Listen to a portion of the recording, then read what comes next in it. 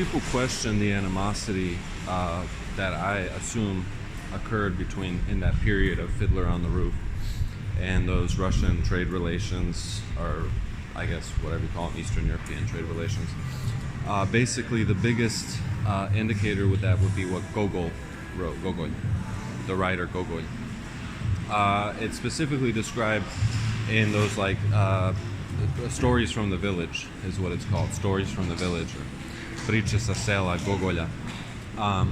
And the animosity these groups had for each other was pretty severe. And I guess Gogol triggered something really massive, and where he had to burn his books.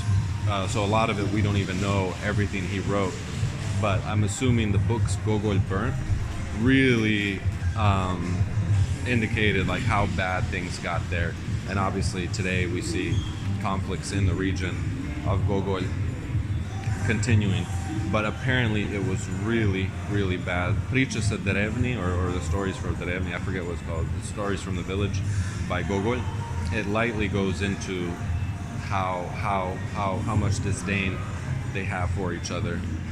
But the books that Gogol burnt, that we never got to see, probably hid much more about how bad things got. And I'm assuming it probably looks something like what's happening now. And I'm assuming people are going to try to burn this, just like how Gogol burned his books. I'm not sure if he even burned them.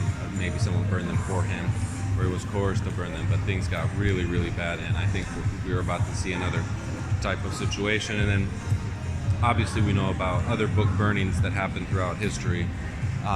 But this appears to be one of those stages where something has brewed up again that shows how irreconcilable differences. But one thing that does remain are stories from the village by Gogol, and they're lightly in some of the stories you can see what animosity exists between this kind of what I'm able to identify, what I'm able to kind of call, there's probably some other way to describe it, the Fiddler of the Roof thing.